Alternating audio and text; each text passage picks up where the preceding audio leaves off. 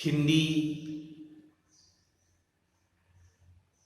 कृष्ण भक्ति शाखा की संत कवयित्री मीराबाई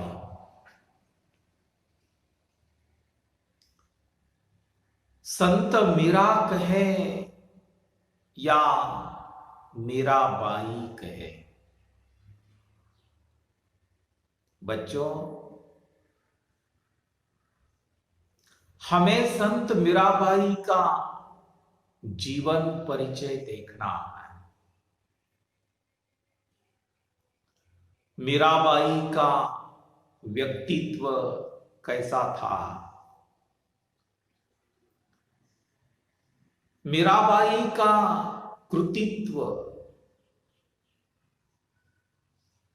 इन सभी का संक्षिप्त रूप में क्यों ना हो, हमें अध्ययन करना होगा। बच्चों जिस समय संत मीराबाई का नाम हम सुनते हैं, हम पढ़ते हैं,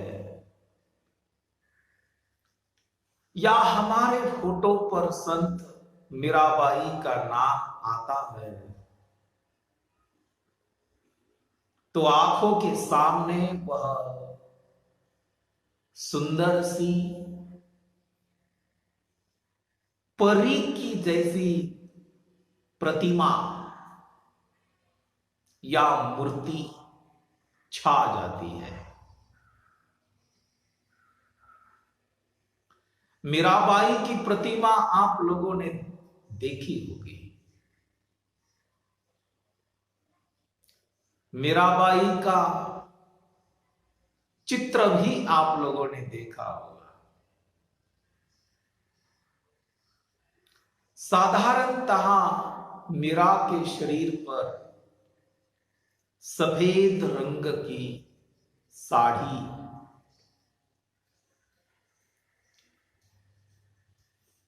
हाथ में वीणा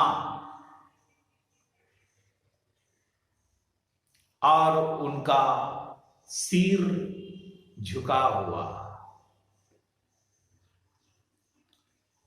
उस प्रतिमा को देखकर ऐसा लगता है कि साक्षात मीराबाई भजन कीर्तन में मग्न है। इस तरह की सुंदर ऐसी प्रतिमा मीरा की। बच्चों कृष्ण की भक्ति करने वाले कई संत कवि हमारे सूरदास जी है, नंददास जी है, रसखान भी है, परंतु मीराबाई का कृष्ण भक्ति शाखा में जो स्थान है, वह स्थान अत्यंत महत्वपूर्ण है। संत मीराबाई को दर्द दीवानी मीरा कहा जाता है। सारा जीवन मीराबाई का दुख से भरा हुआ था, वेदना से भरा हुआ था।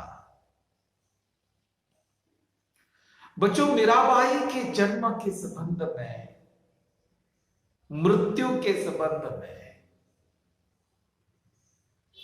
जो भी कुछ जानकारी उपलब्ध है, उसी के आधार पर हमें अध्ययन करना होगा। मीरा का जन्म विक्रम संवत 1504 के आसपास हुआ था। मीराबाई छोटी थी, शैशव काल था मीराबाई का। मां का देहांत हो गया। मां का देहांत हो जाने के बाद मीराबाई का लालन पालन पिताजी ने किया। दादू द्वारा हुआ उनका लालन पालन।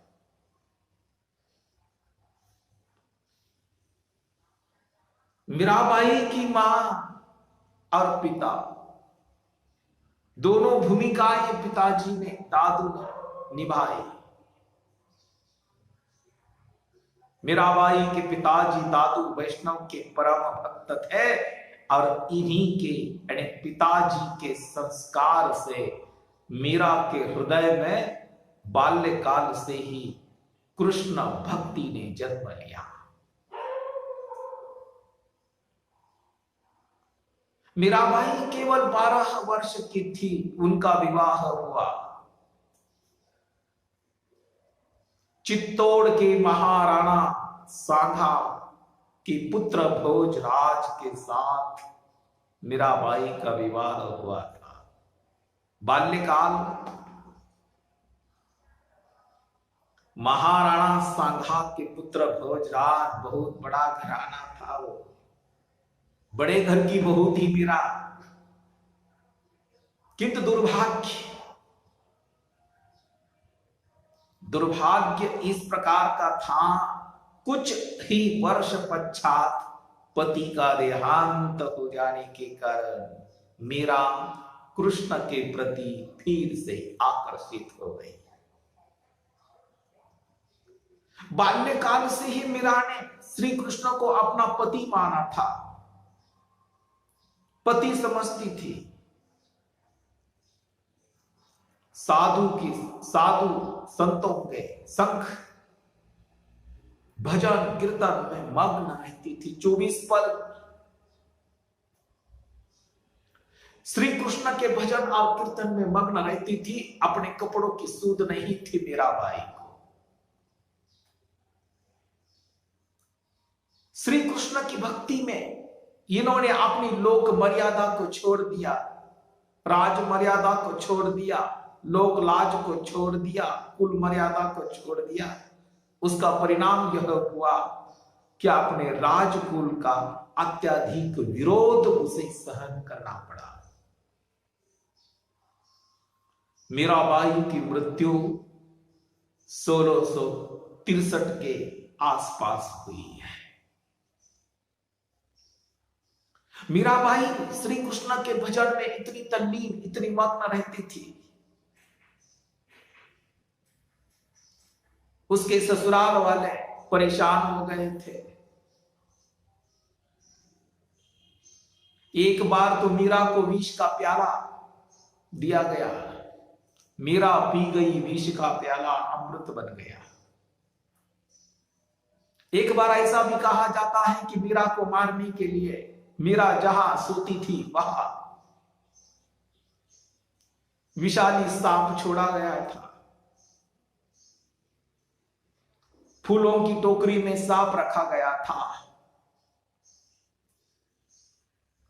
संत मीराबाई की प्रमुख रचनाएं हैं गीत गोविंद की टीका, नरसिंह जी का मायरा, राग सोरठ का पद, राग मल्हार, राग गोविंद, मीरा की गरबी, रुक्मिणी मंगल आदि कई रचनाएं हैं।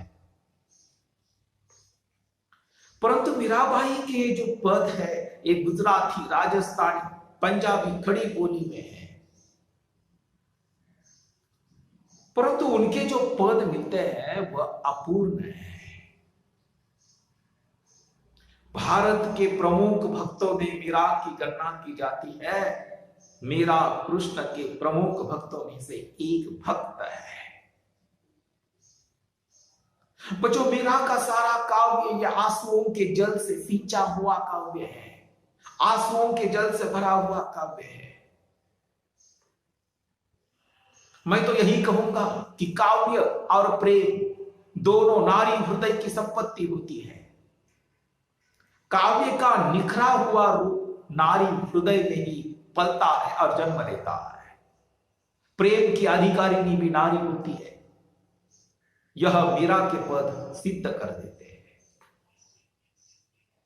मीरा की जो भक्ति है, श्री कृष्ण की जो मीरा ने भक्ति की, वह भक्ति माधुर्य भाव की भक्ति है। माधुर्य यानी मिठास। मीरा के काव्य में अत्यंत सजीव और अनुभूतिमय मूर्त चित्र चित्रित हुए हैं। मीराबाई के काव्य में वियोग अवस्था का वर्णन है, मिलने की तड़प है उसमें, अपने प्रियतम को मिलने के लिए वह तड़प रही है। विरह के साथ साथ उसमें उत्सुकता नजर आती है, उसमें प्रतीक्षा है। एक स्थान पर मीराबाई कहती है, मेरा दर्द न जाने कोई, मेरा दर्द न जाने कोई, सूली ऊपर सेज पिया की किस भी न मिलन होई, मेरा दर्द न जाने कोई। मेरा का कहना है कि मेरा दर्द कोई नहीं जानता। मेरा पिया, पिया यानी श्री कृष्ण प्रियतम ऊपर सोता है, मैं नीचे सोती हूं, हमारा मिलन कैसा होगा। बच्चों, मीरा के जो गीत है वो लोकगीत बन गए। आज भी मीरा के गीत गाए जाते हैं, मीरा के भजन गाए जाते हैं। यानी उनके हृदय की जो गहराई है, जो पीड़ा है, जो वेदना है, वो मीरा में है, वह सूरदास के काव्य में नहीं। इसीलिए तो मीरा को दर्द दीवानी कहा जाता है। मीरा का दर्द दीवानापन उनके काव्य को निराला बना देता है। भाषा की दृष्टि से देखा जाए, मीरा के पदों में राजस्थानी मिश्रित भाषा है। कोई भी हो, मीराबाई के जो पद है वह साधन है। सब में प्रेम की तल्लीनता समान रूप से पाई जाती है। इस प्रकार हम निष्कर्ष रूप में कह सकते हैं कि मीराबाई एक सफल कलाकार एवं गीतकार कवयित्री है।